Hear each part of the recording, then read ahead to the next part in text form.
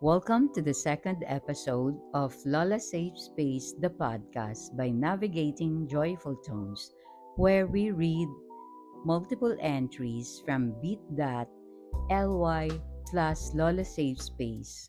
Our topic for today is about aging gracefully. This is from Yang.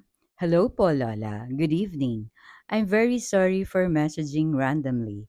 I was just wondering if you have any tips to get over fear of getting old. Di ko talaga ma-shake off yung feeling na mawala na lahat ng mga kaibigan ko, lalo na bata pa ako. It gets overwhelming and I was just wondering if you have any tips for this. If not, you can just leave me on scene po. Siguro yung fear niya is losing the friends while growing old kasi nagkanya-kanya na sila ng interest. Sa bawat stage naman kasi ng growing, kahit saan pa yan, simula nung toddler, teens, hanggang sa nandun ka na sa adulting, tweens pa nga hanggang sa adulting ka na. Madaming bagay, madaming challenges. Pero mas ano kasi, mas dapat i-enjoy mo yung process, 'di ba? Kung anong meron diyan. Although may mga pagkakataon na gusto mo rin siyang sukuan on growing old and then losing your friends, normal naman talaga yon at hindi siya maiwasan. Okay lang magkaroon ng mga kaibigan, pero make sure na kahit ikaw lang, buo ka, 'di ba? And then don't be afraid of aging kasi lahat tayo pupunta talaga tayo dun sa aging stage.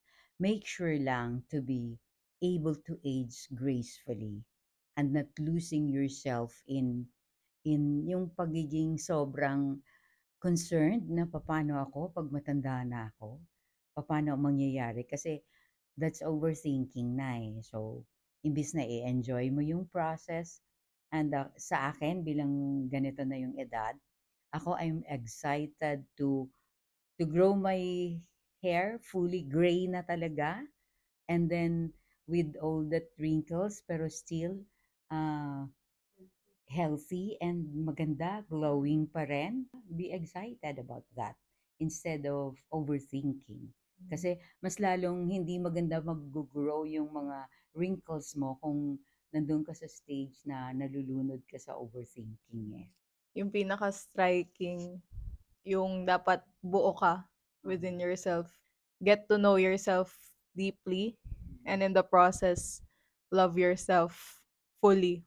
Importante talaga yon in order for you to stand alone para mas mangibabaw yung confidence mo within yourself na kahit mag-isa ka, kaya mo. Yung you'll become stronger as you grow older. Tapos, in relation naman to parang aging gracefully, in that whole process, you need to do it gently. Yun talaga yung important part in order for you to age gracefully You should take your sweet time Oo, in doing tama. it. You should savor the moment of growing old. Kasi hindi mo naman pwedeng pigilin yun. When you resist the nature of life, dun ka pa magsa-struggle ng sobra Second and last concern of the day. This is from Chess. Why is everything so unfair pagdating sa akin? Nasasaktan din naman ako Napapagod din ako. Hinay-hinay lang naman Bata pa ako para sa ganitong sitwasyon. Hindi ako ready. Lagi na lang akong mali. Lagi na lang mali yung nakikita nyo. Pero wala na kayong nakitang tama sa akin. Nalulunod na ako sa ganitong sitwasyon. I mean, there's some people who loves me but I don't feel them. Akala nyo ata hindi ako nasasaktan. Being an only child feels so heavy. I'm the glass child. I can't fail kasi sa akin nakasalalay lahat. I'm the last card. I can't make them disappointed. I'm so jealous for those kids na always may time parents nila kasi I'm an only child and I have a busy family. I mean, I'm too young to but too painful to live. But taking away is a sin. Every night, I don't have a shoulder to cry on, but I need to wipe my own tears. Then wala akong masabihan every time nabubuli ako. I was too insecure. Putting makeup makes my confidence boost kahit konti. But at the end of the day, insecure pa rin ako. Ako pa rin ang hahawak sa sarili ko. Every night, I'll cry because of my situation. Napapagod din po ako. Chess. Mas finocus ko yung parts na sabi niya, ako pa rin yung may hawak sa sarili ko. Kahit masalimuot yung na-share niya, andyan pa rin yung pag-acknowledge niya na I am my own hero. Pero the way Chess said it, hindi siya in a manner na she owns it. Yung plain truth na parang kahit hindi mo siya lalagyan ng positive or negative connotation, totoo talaga yung at the end of the day, you only have yourself. Napansin ko, ang dami niyang struggles in life. Tapos na-mention niya na hinay-hinay lang, bata pa ako. Valid yung feeling niya na yon. So, ang dami niya pang hindi mag-grasp in this life. Ako ramdam ko yung bigat na being an only child, nandoon yung responsibilities lahat. At wala siyang masabihan kung anong meron siya.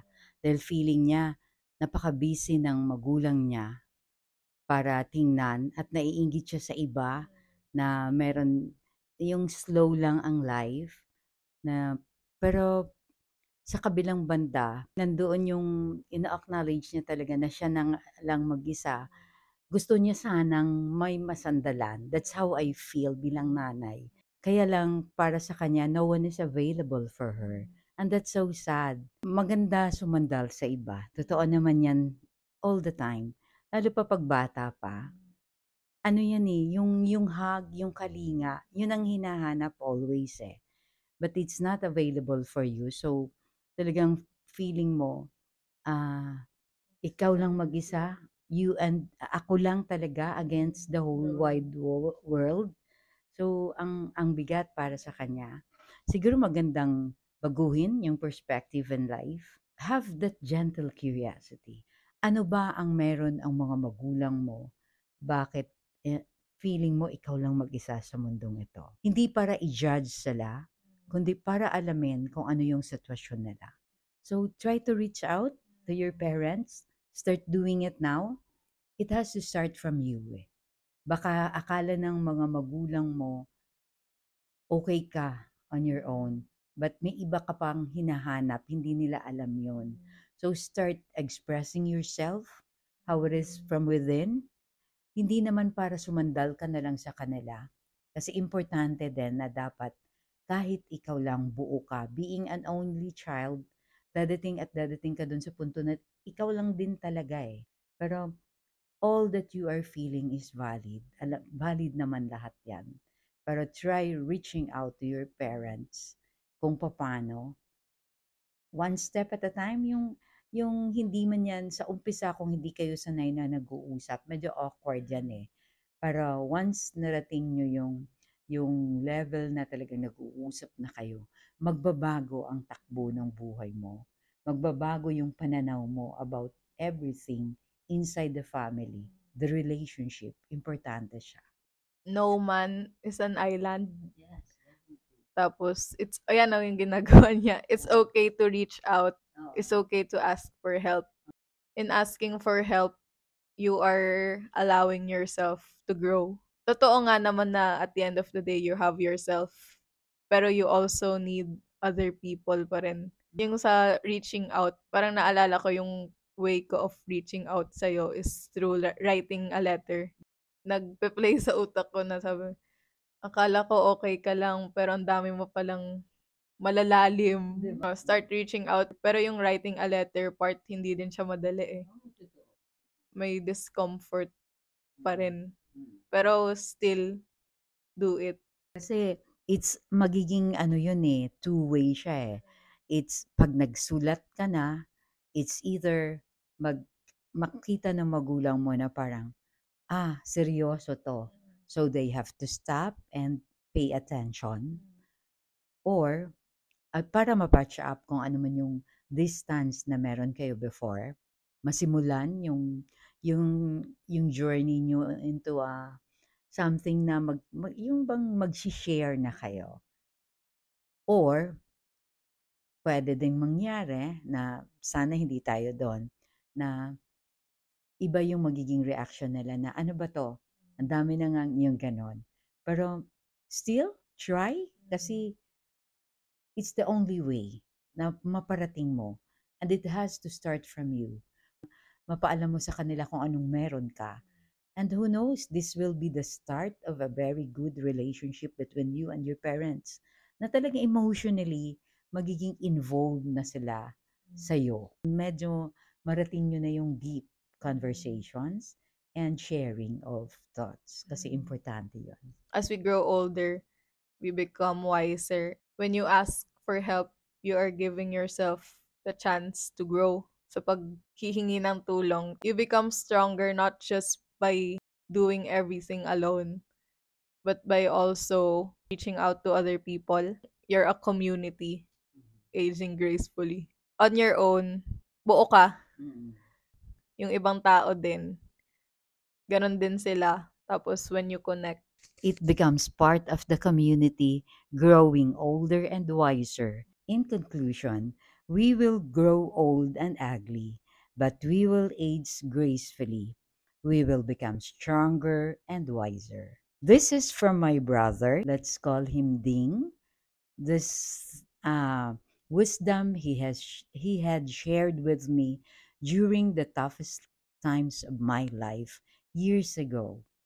And I get inspired sa mga sinabi niya sa akin noon na na-discover ko itong ano na 'to, mga messages ng brother ko sa akin way back 2011. Tapos every year 'yan may mga message siya sa akin randomly na hindi siya yung tipong ano, hindi siya yung tipong, ah, every yung everyday meron kaming exchange of messages, hindi, eh. Magme-message siya sa akin 2011, and then towards the end of 2012 meron siya ulit sasabihin sa akin ng, "Kumusta ka na?" And then hanggang dumating na ng 2013, and the last message niya sa akin was 2015.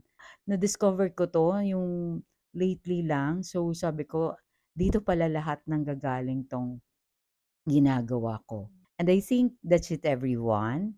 I also would like to mention, gumawa kami ng community. type bit.ly/LSS community.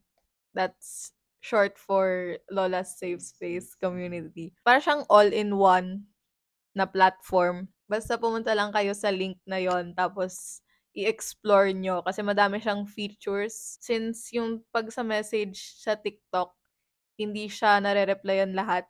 So, pag dun sa community, pwede nyong i-post yung concerns ninyo tapos other people can also reply and give their advice, all while keeping it a safe space. Namo-moderate naman siya. Pero if it's private, pwede din namang i-PM sa page na Navigating Joyful Tones. Madami na tayong platforms na pwede niyong puntahan. Basta explore niyo lang. Just, nandun naman lahat naka-flash sa screen. Magiging community na natin yon. So join, meron na tayong parang mangilan-ngilan na. Try it and be part of it. Dapat ma-build up natin tong community natin eh. Kasi maganda siya. Magtutulungan tayong lahat sa ating journey in life. Thank you very much, everyone. Looking forward to the next episode. Thank you.